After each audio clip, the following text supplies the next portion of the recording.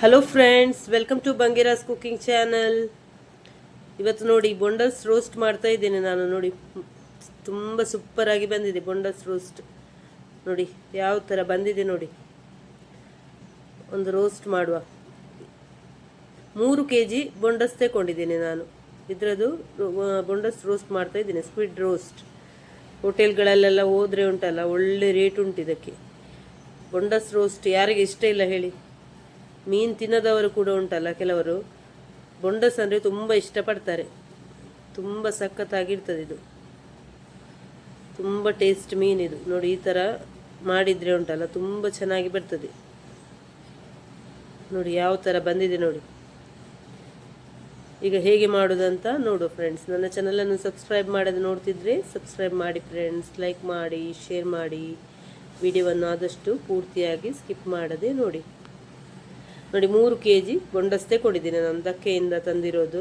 3 kg bondas ಉಂಟು ಇದರಲ್ಲಿ. ಇದನ್ನು ಚೆನ್ನಾಗಿ ಕ್ಲೀನ್ ಮಾಡಿ ಎಲ್ಲ ನಾನು ಸ್ಟೇನರಲ್ಲಿ ಹಾಕಿ ಇಟ್ಟಿದ್ದೇನೆ. ನೋಡಿ ಸ್ಟೇನರಲ್ಲಿ ಅಂದರೆ ನೀರು ಬೊಂಡಸಿದು ನೀರು ಉಂಟಲ್ಲ ಬೇಗ ಜಾಸ್ತಿ ಆಗ್ತದೆ, ಅದಕ್ಕೆ ಸ್ಟೇನರಲ್ಲಿ ಹಾಕಿ ಚೆನ್ನಾಗಿ ನೀರೆಲ್ಲ ಹೋಗಬೇಕು ಅದರದ್ದು.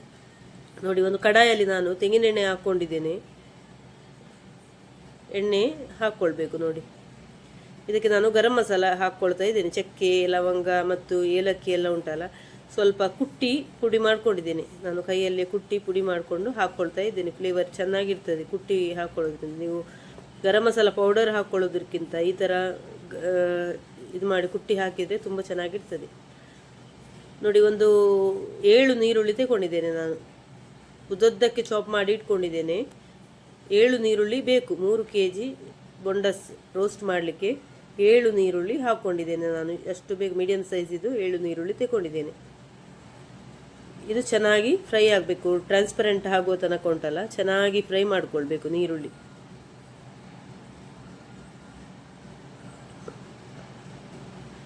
ನೋಡಿ ಈಗ ನಾನೊಂದು 6 ಕಾಯಿಮೆಣಸು, ಒಂದು 5ರಿಂದ 6 ಕಾಯಿಮೆಣಸು ಸಣ್ಣಗೆ ಚಾಪ್ ಮಾಡಿಕೊಂಡು ಹಾಕ್ಕೊಂಡಿದ್ದೇನೆ. ನಿಮಗೆ ಬೇಕಿದ್ರೆ ಉದ್ದಕ್ಕೆ ಸೀಳಿ ಕೂಡ ಹಾಕ್ಕೊಳ್ಬೋದು, ಉದ್ದಕ್ಕೆ ಕೂಡ ಚಾಪ್ ಮಾಡಿ ಕೆಲವರು ಇಷ್ಟಪಡ್ತಾರೆ, ಹಾಗೆ ಕೂಡ ಹಾಕ್ಕೊಳ್ಬೋದು.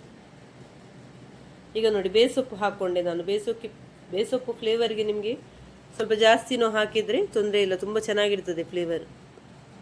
ನಾನ್ ವೆಜ್ಗೆಲ್ಲ ಉಂಟಲ್ಲ ಬೇಸೊಪ್ಪು ಫ್ಲೇವರ್ ತುಂಬ ಚೆನ್ನಾಗಿ ಬರ್ತದೆ ನೀವು ಹಾಕಿದರೆ. ಸ್ವಲ್ಪ ಜಾಸ್ತಿ ಫ್ರೆಶ್ ಇದ್ದರೆ ಇನ್ನೂ ಒಳ್ಳೆಯದು. ಇದು ಅಷ್ಟೊಂದು ಫ್ರೆಶ್ ಇಲ್ಲ, ಫ್ರೆಶ್ ಬೇಸೊಪ್ಪು ಆದರೆ ಉಂಟಲ್ಲ ಫ್ಲೇವರ್ ತುಂಬ ಚೆನ್ನಾಗಿರ್ತದೆ. ಚೆನ್ನಾಗಿ ಫ್ರೈ ಮಾಡ್ತಾ ಇದ್ದೇನೆ ನೋಡಿ. ಈಗ ನೋಡಿ ಶುಂಠಿ ಮತ್ತು ಬೆಳ್ಳುಳ್ಳಿ, ನಾನೊಂದು 3 ದೊಡ್ಡ ಗೆಡ್ಡೆ ಬೆಳ್ಳುಳ್ಳಿ ತಗೊಂಡಿದ್ದೇನೆ. ಅಷ್ಟು ಬೆಳ್ಳುಳ್ಳಿ ಬೇಕು, 3 ಗೆಡ್ಡೆ ಬೆಳ್ಳುಳ್ಳಿ. ಅದರ ಅರ್ಧದಷ್ಟು ಶುಂಠಿ ತಗೊಂಡಿದ್ದೇನೆ. ಒಂದು 3 ಇಂಚಿನಷ್ಟು ಶುಂಠಿ ತಗೊಂಡಿದ್ದೇನೆ ನಾನು. ನೀವು ಯಾವಾಗಲೂ ಬೆಳ್ಳುಳ್ಳಿ ತಗೊಳ್ತೀರಲ್ಲ ಅದರ ಅರ್ಧದಷ್ಟು ಶುಂಠಿ ಹಾಕ್ಕೊಳ್ಬೇಕು ಯಾವಾಗಲೂ. ಆಗ ಶುಂಠಿ ಸ್ವಲ್ಪ ಪ್ರಮಾಣ ಕಮ್ಮಿ, ಬೆಳ್ಳುಳ್ಳಿ ಫ್ಲೇವರ್ ಮೇಲೆ ಸ್ವಲ್ಪ ಜಾಸ್ತಿ ಇರಬೇಕು. ಇದೆಲ್ಲ ಒಟ್ಟಿಗೆ ಹಾಕಿ ಚೆನ್ನಾಗಿ ಫ್ರೈ ಮಾಡ್ಕೊಳ್ಬೇಕು. ಚೆನ್ನಾಗಿ ಈ ಶುಂಠಿ ಬೆಳ್ಳುಳ್ಳಿ ಫ್ಲೇವರ್ ಎಲ್ಲ ಉಂಟಲ್ಲ ಚೆನ್ನಾಗಿ ಬಿಟ್ಕೊಳ್ಬೇಕು. ಮನೆ ತುಂಬ ಬರ್ತದೆ ಶುಂಠಿ ಬೆಳ್ಳುಳ್ಳಿ ಪೇಸ್ಟ್, ಇದು ಸ್ಮೆಲ್ ನೋಡಿ. ಅಲ್ಲಿ ತನಕ ಚೆನ್ನಾಗಿ ಫ್ರೈ ಮಾಡ್ಕೊಳ್ಬೇಕು.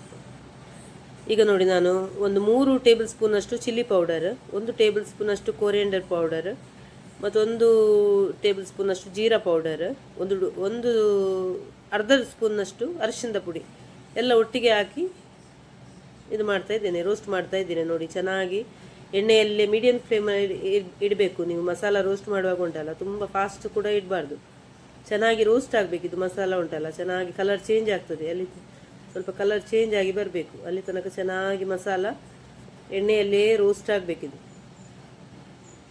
ನಾನು ಕಾಶ್ಮೀರಿ ಚಿಲ್ಲಿ ಪೌಡರ್ ಹಾಕ್ಕೊಂಡಿದ್ದೇನೆ. ಇದು ಅಷ್ಟೊಂದು ಖಾರ ಇಲ್ಲ chilli powder, Kashmiri chilli powder ಹಾಕ್ಕೊಂಡಿದ್ದೇನೆ. ಕಾಯಿಮೆಣಸು ಒಂದು 6 ಕಾಯಿಮೆಣಸು ಹಾಕ್ಕೊಂಡಿದ್ದೇನೆ ಖಾರಕ್ಕೆ.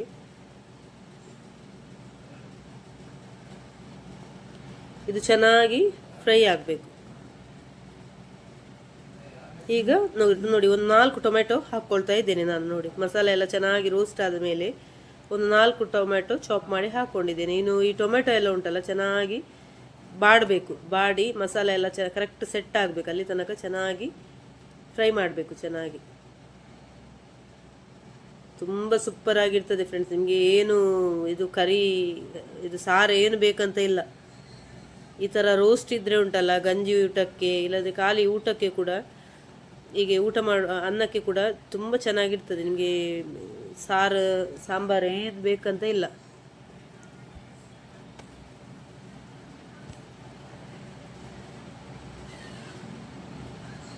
ನಾನು ಬೊಂಡಸನ್ನು ಒಂದು ಸ್ಟೇನರಲ್ಲಿ ಹಾಕಿ ಇಟ್ಟಿದ್ದೇನೆ, ಚೆನ್ನಾಗಿ ನೀರು ಎಲ್ಲ ಬಸಿ ಹೋಗಲಿಕ್ಕೆ ಬೇಕಾಗಿ. ಈಗ ಅದನ್ನು ಹಾಕ್ತಾ ಇದ್ದೇನೆ ನೋಡಿ.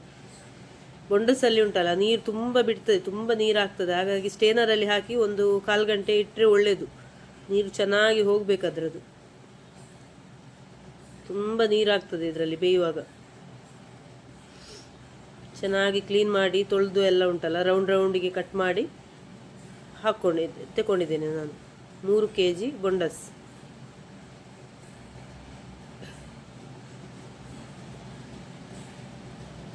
ಚೆನ್ನಾಗಿ ಮಿಕ್ಸ್ ಮಾಡ್ಕೊಳ್ತಾ ಇದ್ದೆ. ನೀರೇನು ಹಾಕಲಿಕ್ಕೆ ಇಲ್ಲ ಇದಕ್ಕೆ, ಅದರಲ್ಲೇ ನೀರು ಆಗ್ತದೆ.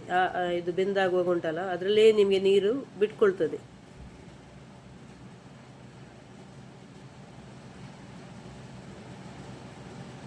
ಚೆನ್ನಾಗಿ ಮಿಕ್ಸ್ ಮಾಡ್ತಾ ಇದ್ದೇನೆ ನೋಡಿ.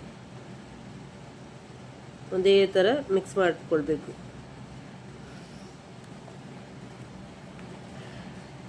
ವಿಡಿಯೋ ನೋಡ್ತಾ ಇರುವ ಹಾಗೆ ನನ್ನ ಚಾನಲ್ಗೊಂದು ಲೈಕ್ ಕೊಡೋದನ್ನು ಮರಿಬೇಡಿ ಫ್ರೆಂಡ್ಸ್.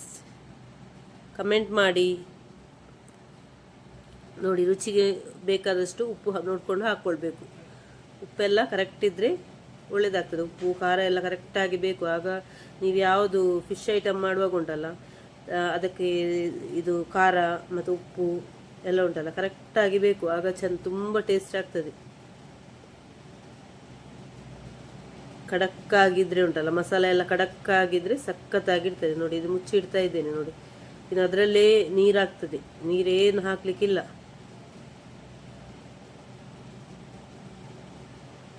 ನಿಮಗೆ ಬೊಂಡಾಸ್ ಉಂಟಲ್ಲ ಬೇಯಲಿಕ್ಕೆ ಕೂಡ ಸ್ವಲ್ಪ ಹೊತ್ತು ತಗೊಳ್ತದೆ. ಸ್ವಲ್ಪ ಜಾಸ್ತಿ ಸ್ವಲ್ಪ ಹೊತ್ತು ಬೇಯಬೇಕು ನೋಡಿ. ನೀರು ನೋಡಿ ಬಿಟ್ಕೊಂಡು ಬಂದಿದೆ ನೋಡಿ, ಎಷ್ಟು ನೀರು ಬಿಟ್ಕೊಂಡು ಬಂದಿದೆ ನೋಡಿ. ಇನ್ನೂ ಕೂಡ ನೀರಾಗ್ತದೆ ಇದರಲ್ಲಿ, ಇನ್ನೂ ಕೂಡ ನೀರು ಬಿಡ್ತದೆ ಇದರಲ್ಲಿ.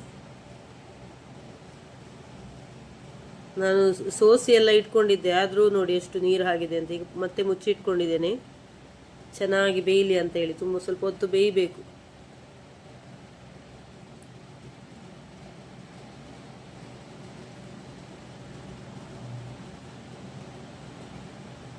ಬೊಂಡಸ್ ಕ್ಲೀನ್ ಮಾಡುವಾಗ ಕೂಡ ಅಷ್ಟೇ, ಚೆನ್ನಾಗಿ ಒಳಗೆ ಎಲ್ಲ ಕ್ಲೀನ್ ಮಾಡಬೇಕು. ಅದರದ್ದು ರೌಂಡ್ ಕಟ್ ಮಾಡುವಾಗ ನೀವು ಒಳಗೆ ಚೆನ್ನಾಗಿ ಕ್ಲೀನ್ ಮಾಡಬೇಕು. ಯಾಕಂದರೆ ಅದರ ಒಳಗೆ ಒಂಥರ ಲೋಳೆ ಥರ ಇರ್ತದೆ. ಚೆನ್ನಾಗಿ ಕ್ಲೀನ್ ಮಾಡಬೇಕು ನೋಡಿ. ನೀರು ನೋಡಿ ಎಷ್ಟು ಬಿಟ್ಕೊಂಡಿದೆ ನೋಡಿ. ಚೆನ್ನಾಗಿ ನೀರೆಲ್ಲ ತುಂಬ ಬಿಟ್ಕೊಂಡಿದೆ. ಮೊದಲು ಎಷ್ಟು ಇದಿತ್ತು, ಡ್ರೈ ಇತ್ತಲ್ಲ, ಈಗ ನೋಡಿ ಎಷ್ಟು ಇದಾಗಿದೆ ಅಂತೇಳಿ, ನೀರು ಬಿಟ್ಕೊಂಡಿದೆ ಅಂತೇಳಿ ನೋಡಿ. ಈಗ ಡ್ರೈ ಆಗ್ತಾ ಬರ್ತಾ ಉಂಟು ನೋಡಿ. ನೋಡಿ ಪೆಪ್ಪರ್ ಪೌಡ್ರ್ ಹಾಕ್ತಾ ಇದ್ದೀನಿ ನಾನು. ಕೊನೆಯಲ್ಲಿ ಒಂದು 2 ಟೇಬಲ್ ಸ್ಪೂನ್ ಅಷ್ಟು ಪೆಪ್ಪರ್ ಪೌಡ್ರ್ ಹಾಕ್ಕೊಳ್ತಾ ಇದ್ದೀನಿ. ನಾನು ಪೆಪ್ಪರ್ ಪೌಡ್ರನ್ನು ಮನೆಯಲ್ಲೇ ಮಾಡಿರೋದು, ಕ್ರಷ್ ಮಾಡಿ ಇಟ್ಕೊಳ್ತೇನೆ ನಾನು. ತುಂಬ ಫೈನಾಗಿ ಪೌಡ್ರ್ ಮಾಡ್ಕೊಳ್ಬೇಡಿ, ಕ್ರಷ್ ಮಾಡಿ ಸ್ವಲ್ಪ ಇಟ್ಕೊಂಡ್ರೆ ಒಳ್ಳೆಯದು ನೋಡಿ. ಚೆನ್ನಾಗಿ ಮಿಕ್ಸ್ ಮಾಡ್ಕೊಳ್ತೇನೆ ನಾನು. ನಾನು 3 ಟೇಬಲ್ ಸ್ಪೂನ್ ಅಷ್ಟು ಚಿಲ್ಲಿ ಪೌಡರ್ ಹಾಕ್ಕೊಂಡಿದ್ದೇನೆ. ಆದರೆ chilli powder Kashmiri chilli powder ತಗೊಂಡಿದ್ದೇನೆ ನಾನು. ಅದು ಅಷ್ಟೊಂದು ಖಾರ ಇರುವುದಿಲ್ಲ. ನಾನು ಕೊನೆಗೆ ಇದು ಪೆಪ್ಪರ್ ಪೌಡರ್ ಹಾಕ್ಕೊಂಡಿದ್ದೇನೆ 2 ಸ್ಪೂನು ನೋಡಿ. ಈಗ ನೋಡಿ ಎಷ್ಟು ಚೆನ್ನಾಗಿ ಬಂದಿದೆ ನೋಡಿ. ಈ ಹದಕ್ಕೆ